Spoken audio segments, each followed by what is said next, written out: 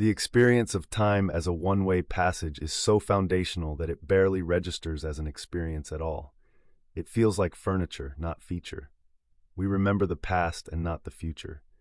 We age in one direction.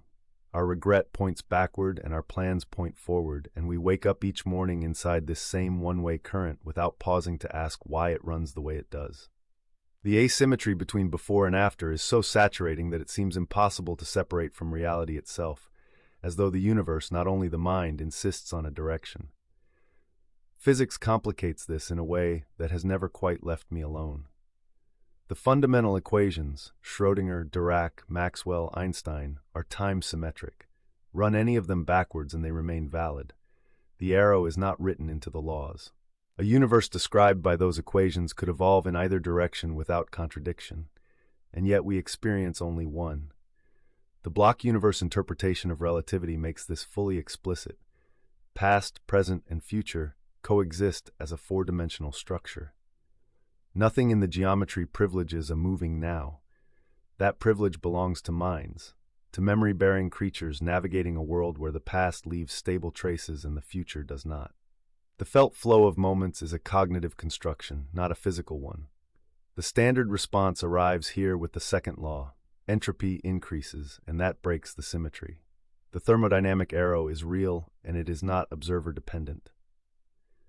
The entropy gradient exists whether anything is here to experience it or not. I accept this fully. But there is a conflation buried in how we usually proceed from this point, and it is worth naming because the whole difficulty depends on it. The thermodynamic asymmetry, entropy increasing in one direction along the time coordinate, is a structural feature of the universe. The temporal flow, the felt experience of a present moving from past toward future, is something else. The block universe does not flow.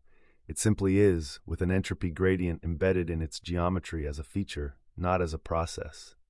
When we conflate the two, we inherit a confusion. We ask why the arrow of time exists, and treat it as though the answer should explain both the structure and the sensation simultaneously. But it cannot. The structure belongs to thermodynamics.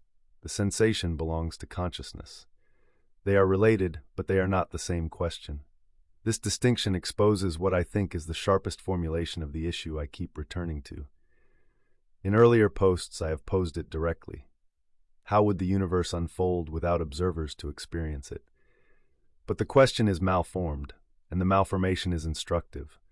Unfold already smuggles in temporal flow. Without experience, there is no unfolding. There is the four-dimensional structure as it is, entropy gradients distributed through geometry, the whole thing simply existing rather than proceeding. The question can only be asked by a mind that has already imported the very thing it is trying to remove. That is not a failure of the question, it is a clue about what we are actually investigating. If the arrow is the entropy gradient, and the entropy gradient is what we call time's direction, then perhaps time is not the primitive quantity we take it to be. We write physics as dx divided by dt, change with respect to time. But we could write it as dx divided by ds, change with respect to entropy. If s is the fundamental parameter, and s only ever increases, then the direction is baked into the parameterization itself. There is no further mystery about why entropy breaks the symmetry of time's laws, because there is no symmetric time waiting to be broken. The asymmetry would be definitional, not additional. This matters more than it might seem. The standard framing presents the arrow of time as a near-solved problem, entropy, followed by an open problem. Why did the universe begin in such an extraordinarily low entropy state? The past hypothesis is where Penrose, Price, and Carroll locate the residual difficulty, and they are right that the initial condition is where the real weight sits. But the framing assumes T as primitive, and the past hypothesis is the price you pay for that assumption. The moment S becomes the primary quantity, the shape of the problem changes. The arrow of time is not explained by entropy in this picture, it is constituted by it. There is no further question about why entropy breaks temporal symmetry, because the symmetry of T was an artifact of the parameterization, not a feature of the world. The Wheeler-DeWitt equation, the central equation of canonical quantum gravity, which I first encountered in this context in the distance between events, carries no T at all. H hat of normal psi equals 0. No unfolding, only a condition of balance. The universe described as a static constraint rather than a dynamic sequence. Rovelli has been arguing for decades that time is not fundamental but relational, meaningful only as a comparison between systems, not as a background against which they play.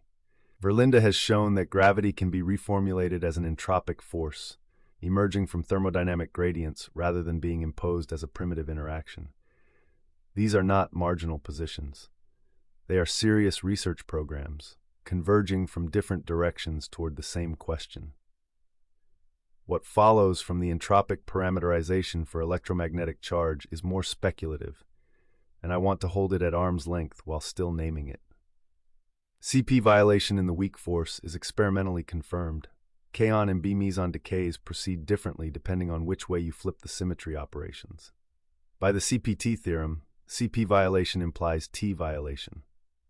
If the direction of T is not an independent primitive, because it is the direction of S, then the charge asymmetry of the universe, the excess of matter over antimatter that allows us to exist at all, inherits that explanation. The asymmetry of charge becomes a reading of the same entropic gradient in a different language. The Feynman-Wheeler absorber theory adds another thread. Maxwell's equations produce retarded solutions, waves propagating forward in time, and advanced solutions, waves propagating backward. We discard the advanced solutions as unphysical, and the justification has always been the arrow of time. Absorbers lie in the future, not the past. In an entropic parameterization, this selection is not justified by reference to time's direction at all.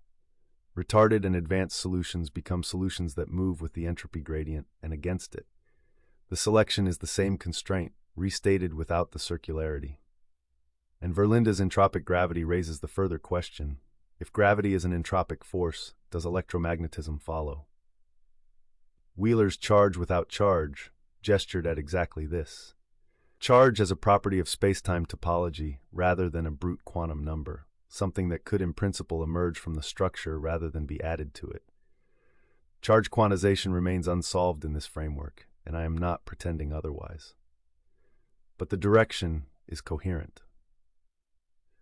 What I find important in all of this, and why this is written rather than left to settle unrecorded, is that the arrow of time turns out to have two distinct aspects that we have been treating as one.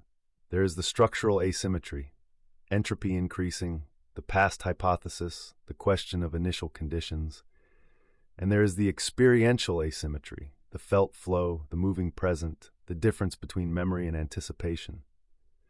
Physics can address the first and has made real progress on it.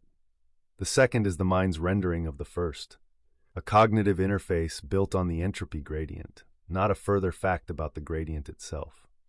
In The Human in the Equation, I wrote that time's one-way character is so foundational it feels like reality itself rather than a feature of our interface with reality. That intuition is, I think, exactly right. The interface is real, the rendering is accurate, but the rendering is not the structure, and treating it as such has kept the question artificially difficult. Once the two are cleanly separated, what seemed mysterious, why does time have a direction, resolves into two more tractable questions. Why is the entropy gradient structured as it is, which is a question about cosmological initial conditions, and why does the mind render that gradient as directional flow, which is a question about memory and cognition? Neither of these requires time to be a fundamentally directed entity. They only require what we already have, an entropy gradient and a creature built to navigate it. The sensation of time's passage is not a fiction. It is an emergent interface, as real as touch, as real as color, and no less trustworthy for being a construction rather than a mirror. But the question of what that interface is built on, what sits underneath the rendering, at the level where the equations live, is beginning to have an answer the experience itself cannot point toward. The arrow is real. It just isn't where we thought it was.